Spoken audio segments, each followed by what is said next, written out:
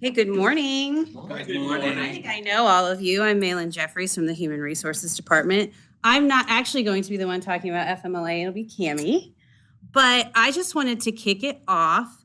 There is a lot that we could talk about with the Family Medical Leave Act. It's actually kind of hard to condense down to 30 minutes. We've done this before, it probably took over an hour.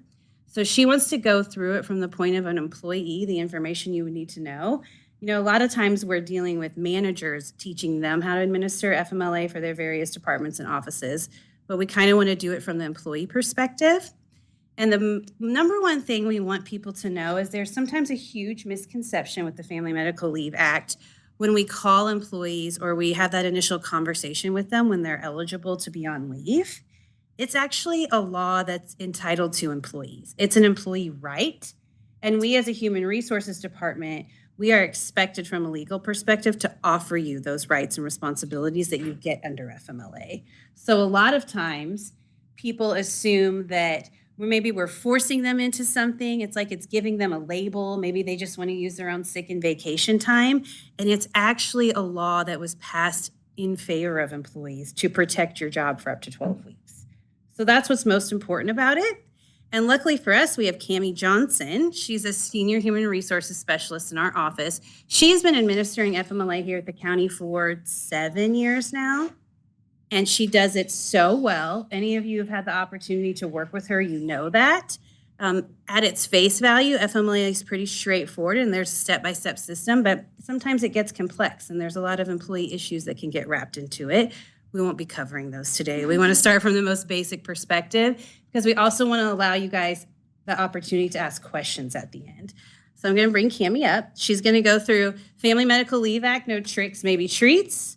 I was telling somebody a minute ago, the FMLA, the HR department loves a theme. So you'll see our spooky theme that we got going on here. We have a basket of candy. You want me to pass it around or is that for questions or something? No, they can have Okay, it. so start your morning off with a sugar rush.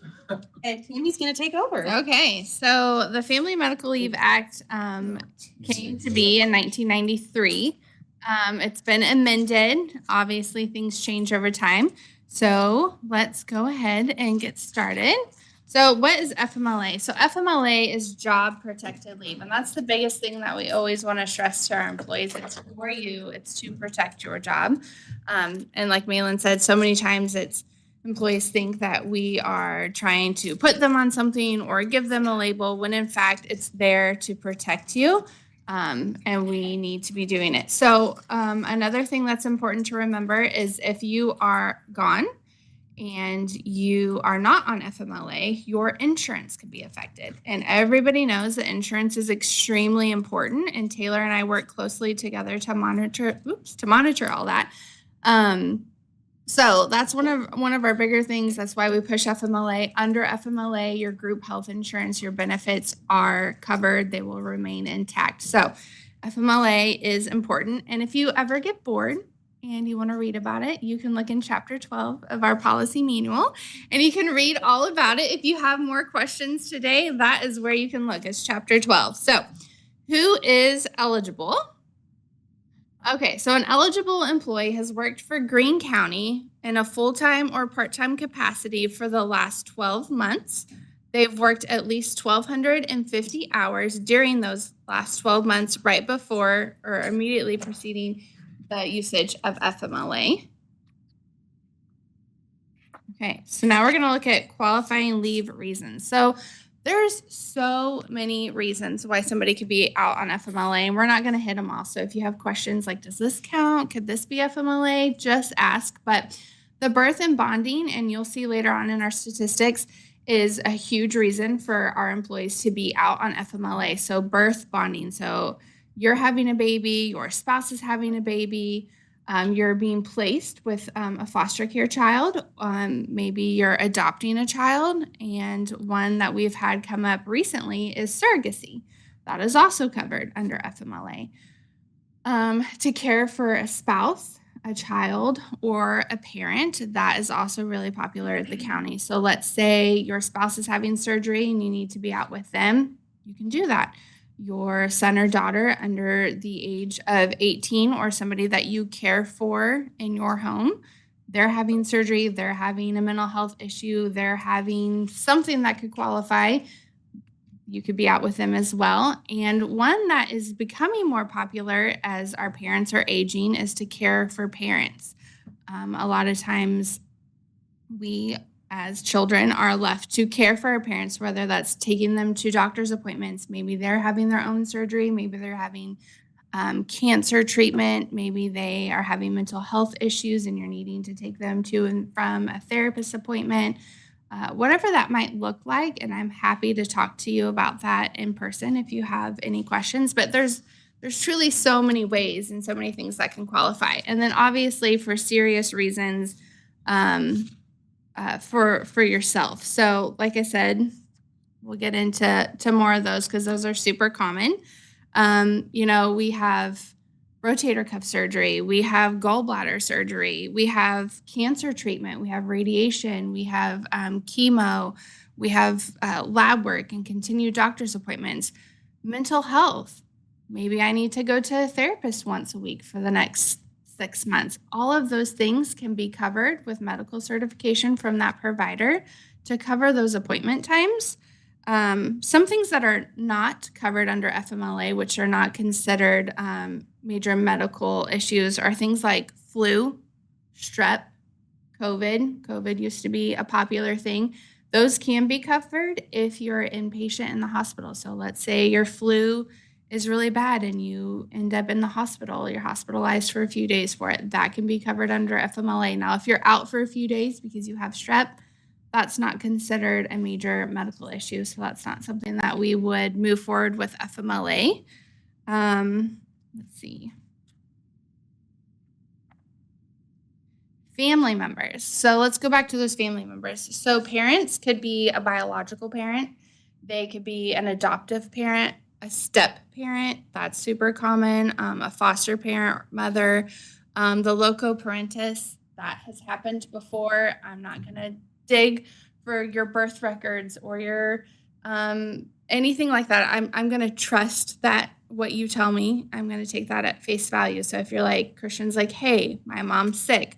Okay, let's get the paperwork going. I'm not going to ask to see his birth certificate with his mom's name on it.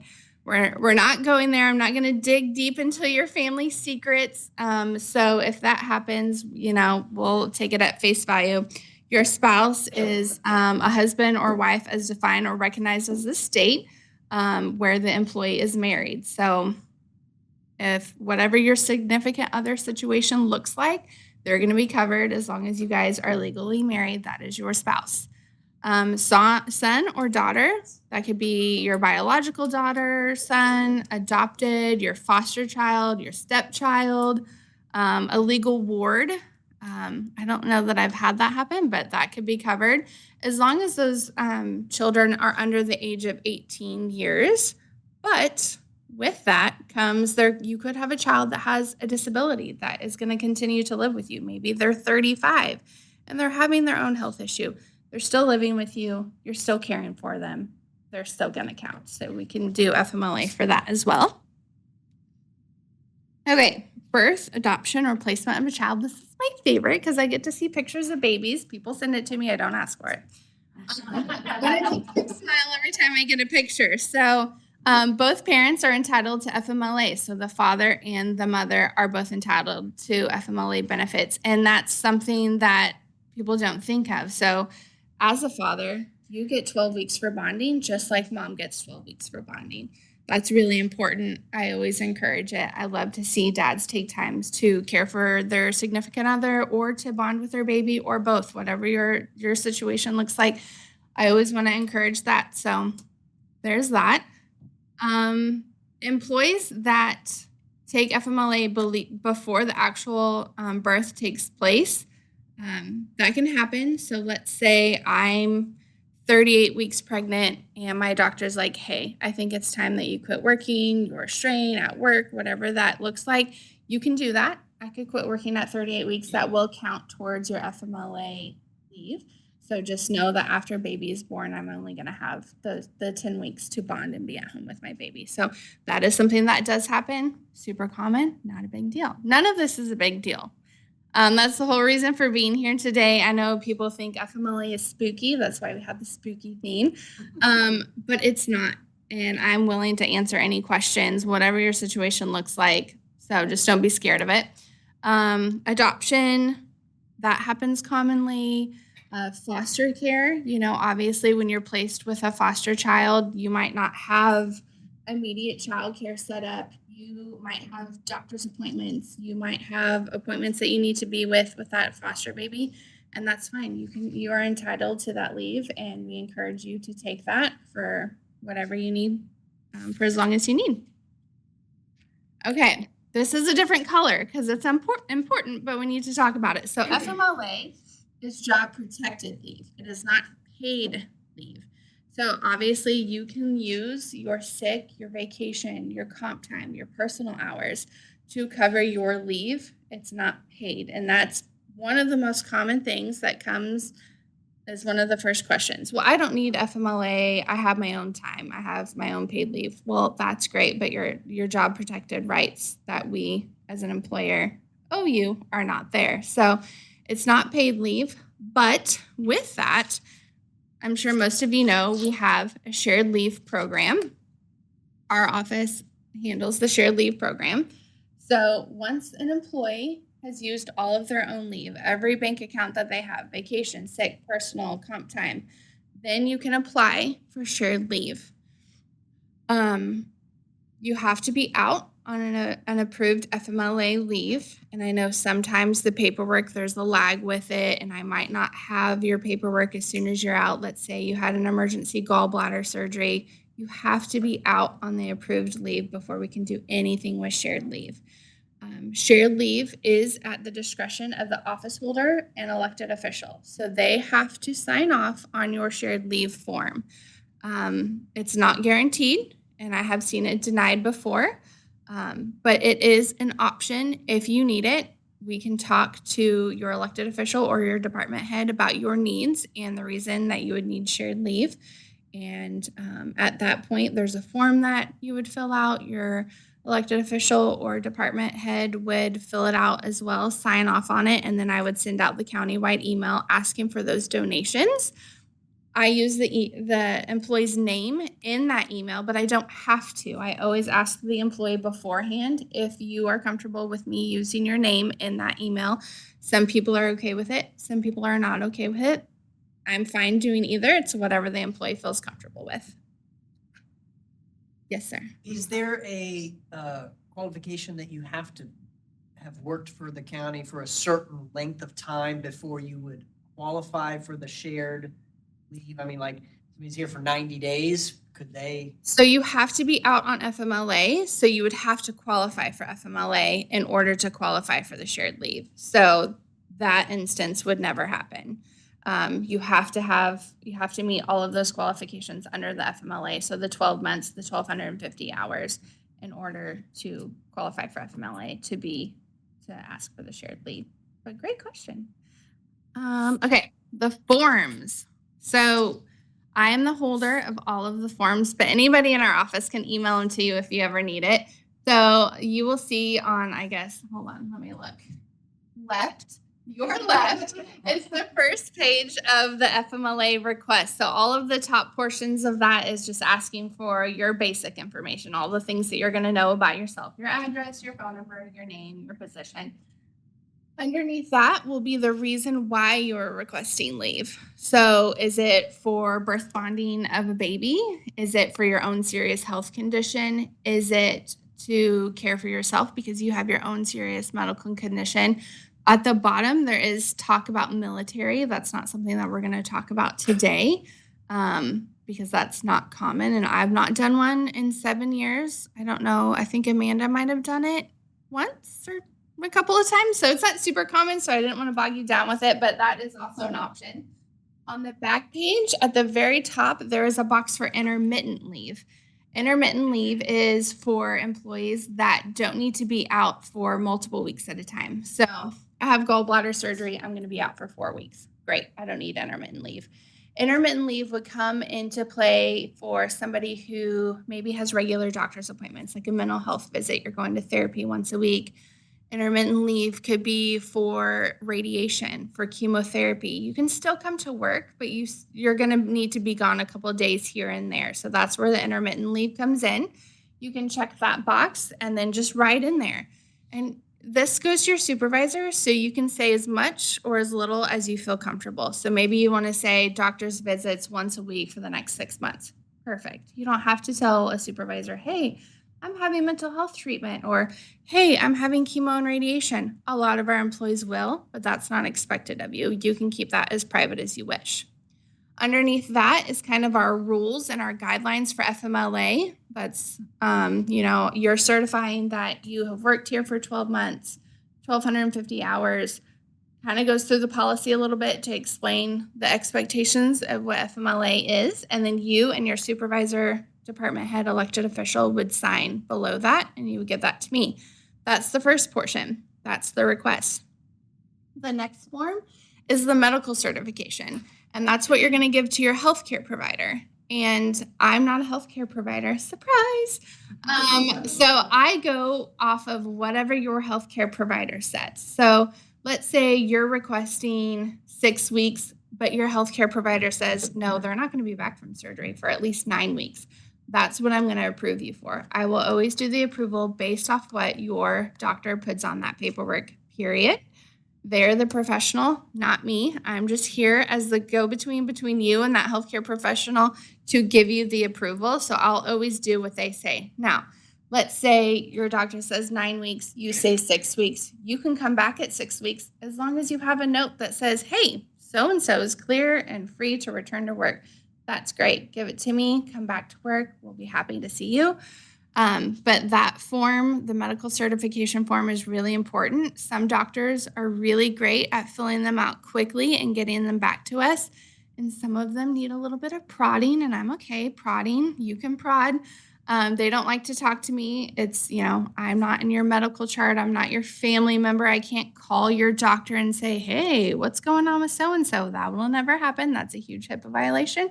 And they don't want to lose their license. So I count on that form to give me the information that I need. I might reach out to you and say, hey, your doctor hasn't sent this to me yet. Do you mind reaching out and getting that form back to me? I'm happy to fax it to your healthcare provider, get it to them any way that I can. If you want to give it to your doctor, you're happy to do that, but I will facilitate and help you in any way that I can. So those are the forms. Not super hard, but sometimes they can be a pain. So the stats, and you can see on here the FMLA type, the years, and the totals at the bottom. So 2021 was our biggest year with 101 cases of FMLA at the county, and that's everybody at the county, everybody on this campus, the sheriff's office, every Greene County employee is included in that number. This is something that I track year to year. And as you can see, our number one is employee serious. So our employees that have their own serious health condition, that's our number one. That's who asks or requests for FMLA the most. The second is bonding with a child. So that would be somebody who hasn't given birth, but is home bonding with a child. So it could be mom, dad, whatever your family situation looks like. You're at home bonding with a baby. That's our number two. And I always think that's interesting.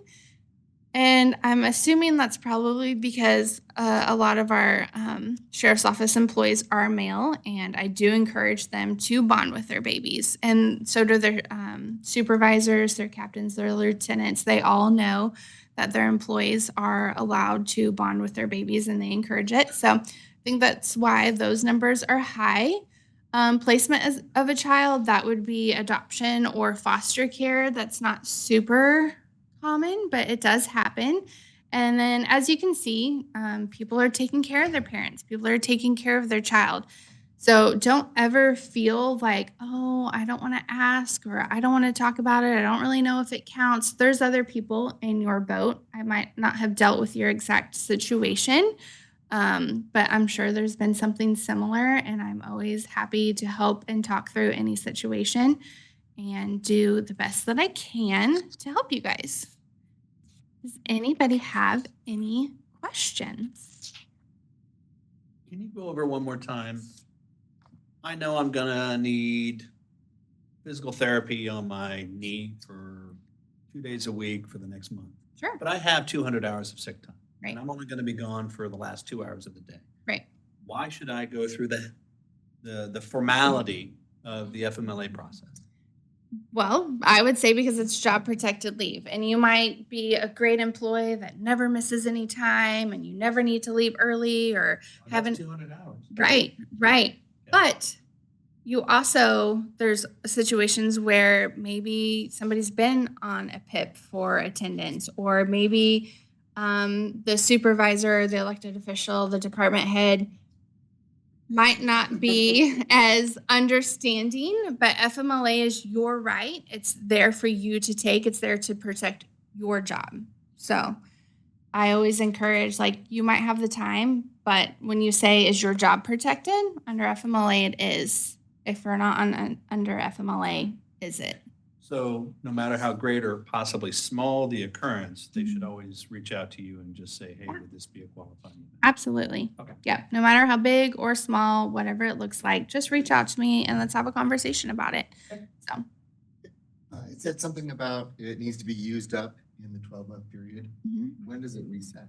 So that's for bonding or birth of a baby. So if I have a baby today, next year on October 22nd, my rights under FMLA would expire. So we do have, I can think of dads, for instance.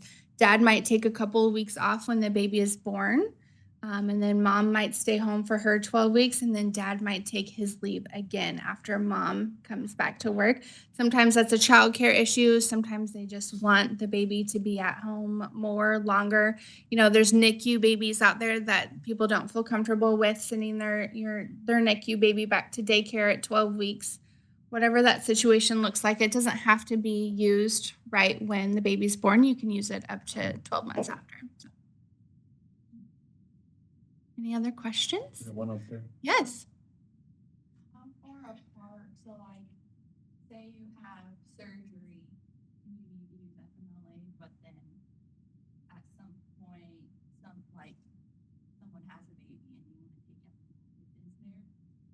What are the limits on how much? Sure. So you get 12 weeks or 480 hours. So let's say that I had surgery in July.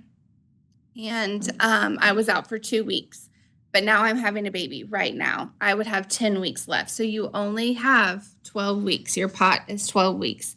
It's not 12 weeks per instance. So if I had surgery and then I had a baby, I don't get another 12 weeks. It's 12 weeks within that calendar year from the date of your first FMLA leave. So if my surgery was July 1st and I used 12 weeks, I would get another 12 weeks July 1st the following year. Does that answer? Okay. What about people who tell us they're in a common law relationship? No. And that's hard because I never want to tell anybody no. I want to try to work with people as best that I can, but you need to be legally married. Unfortunately, Missouri doesn't recognize common law. Yeah. We actually have had that come up. Yeah. So you do look at marriage certificates? I do not look at marriage certificates. The employee discloses it themselves. Yeah. So, I mean, yes. Yeah. So I don't want to say a lot of it is on the honor system, but we have really great employees and they're honest and we trust them. I can get into the weeds sometimes and I can typically tell when something is not right. Doctors will let us know when something's not right. And that's happened before. There's been cases where doctors have been like, there's not a medical need for them to be off. And that's awkward and I'm awkward. So it's great. I have no problem handling that situation, but that has happened too. You know, an employee says, I need to be off for XYZ. We ask for a medical provider's medical statement on that, and they say there's not a need. And unfortunately, at that point, I can't approve leave without any type of medical documentation. And then another great point is with that medical documentation, it doesn't have to be your MD or your DO. It can be, we've had notes from doulas before. We've had notes from chiropractors before. We've had notes from physical therapy, PTs. It doesn't have to be you go to your PCP and get a note. It can be whoever is caring for you at that time, as long as they're a medical professional. So, any more questions? No? Okay, well, thank you for your time. Like I said, I'm Cammie, so call me, email me, come see me. I don't care. We can chit chat about anything that you have a need for. So, have a great day.